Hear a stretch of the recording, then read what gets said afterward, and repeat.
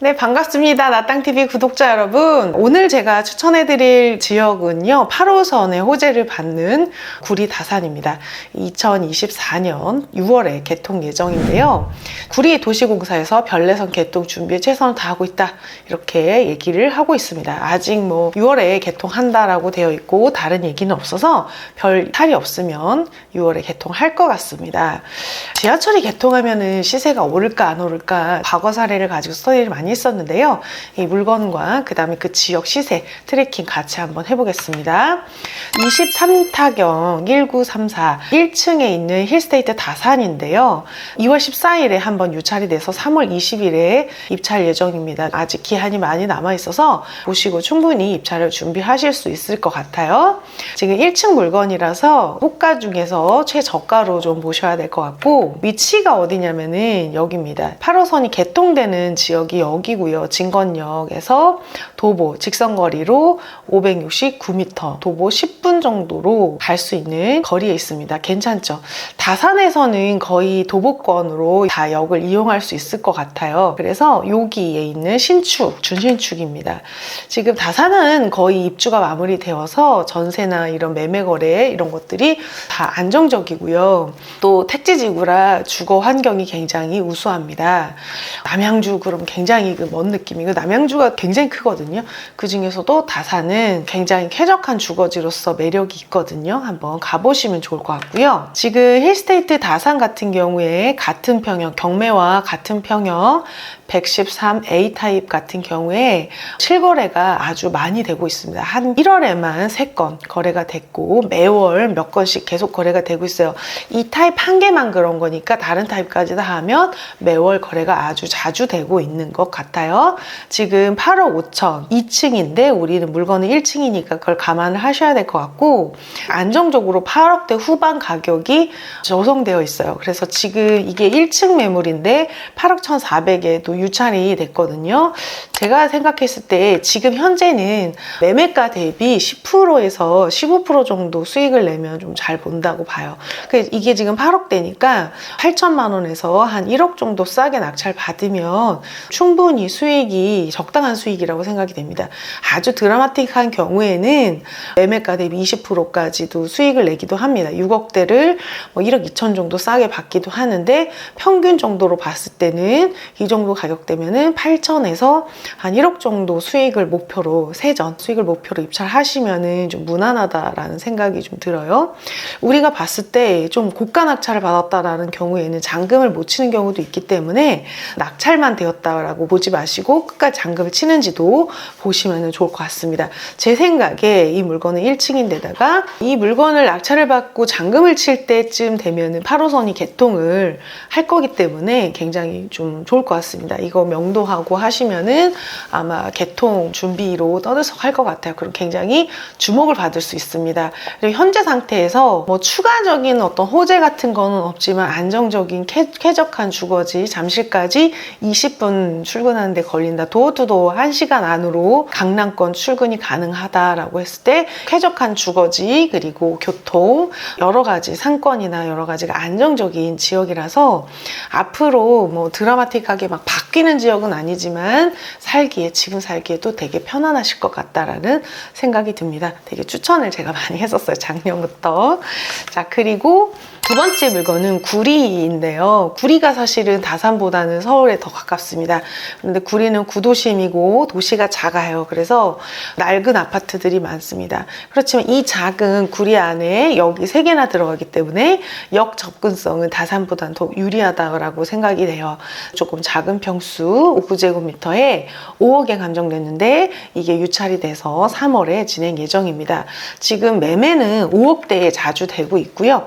보시면은 우리 인창주공 아파트가 여기에요. 4단지. 네, 4단지가 여기고요. 여기 보면은 이 택지로 해가지고 다 아파트로 둘러싸여 있고 초중고가 다 있다는 거, 그리고 지하철이 어디로 가도 그렇게 멀지가 않습니다. 그래서 되게 좋으실 것 같아요. 살기에도 나쁘지 않고, 또 5억대, 지금 매매가 5억대니까 경매 낙찰은 4억대에 되실 것 같습니다. 그래서 4억대에서 8호선 역세권으로 출근 출근할 수 있다라고 생각을 들면 서울에 웬만한 데보다 강남에 출근하시기에 좋은 주거지라서 고점이 많이 올랐다가 많이 떨어졌고요. 그거에 의해서 또 현재 시세 대비 지금은 호가를 실거래가 따라가지 못하고 있습니다. 호가대로 매수자들이 붙지 않고요. 실거래보다 조금 낮거나 호가를 내려야지만 거래가 되는 그런 시장이에요. 그래서 이 구리 아파트 같은 경우에 5억대 그 디딤돌 대출도 가능한 금액대 아파트이기 때문에 소득이나 이런 것들이 또 가능하신 분들, 또 신혼부부 특례 대출 같은 거, 영유아 있으신 분들, 또 임신 이런 걸로 혜택을 받으실 수 있는 분들은 신생아 특례 대출 같은 거 이용하시고 하면은 지금 사는 전세보다 조건이 좋을 수도 있습니다. 그래서 직접 숫자를 다 넣어서 비교를 해보시고 지금 내고 있는 전세자금 대출 이자, 주거비와 다른 대출을 갈아타서 매수를 했을 때의 어떤 비율을 계산을 해보셔서 이자와 전세자금 대출 이자 그리고 매매했을 때 이자 비교해보시고 더 좋은 쪽으로 하시면 좋을 것 같습니다. 추가적인 하락이 있을 것인가에 대해서는 되게 많이 불투명합니다. 지금 춘천 같은 경우에는 하락이 없이 계속 유지가 되더라고요. 신축 아파트 같은 경우에는. 그래서 구리 아파트 5억대 괜찮습니다. 5억대라고 하면은 4억대 낙찰 받으시면은 자기 종잣돈 1억 미만으로 잔금을 충분히 치실 수 있을 것 같아요.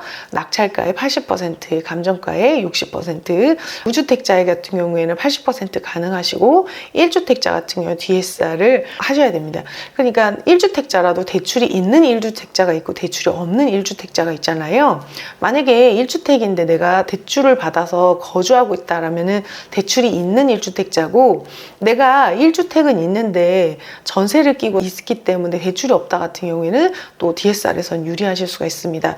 만약에 대출이 많다라고 했을 때는 또 사업자 대출 같은 경우에는 DSR을 보지 않고 소득의 상환 능력만 보기 때문에 또 다른 유리한 점이 있을 수 있어요. 그래서 공부를 좀 한번 해보시면 좋을 것 같습니다.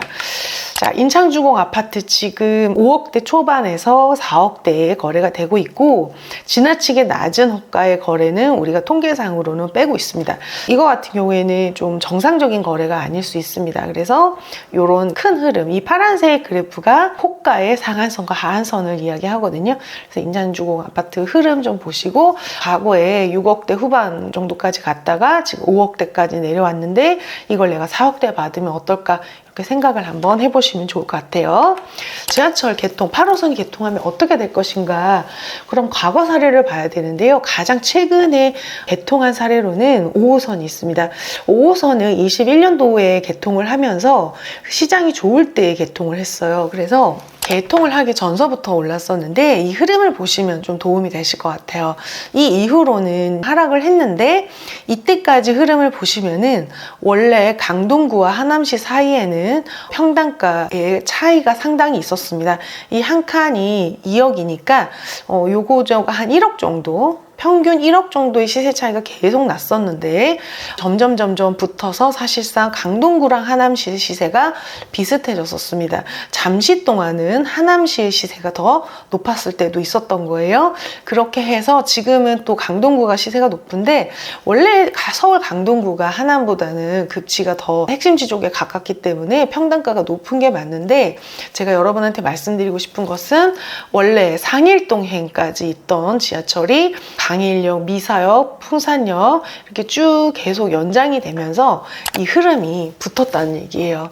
물리적으로는 비슷한 위치였는데 지하철이 없었던 지역이기 때문에 지하철이 연결이 되면서 이 지역의 시세가 이렇게 올라붙었다라는 것을 보시면 지금 구리와 강동구의 시세가 조금 차이가 붙을 수 있겠다라는 생각이 들어요.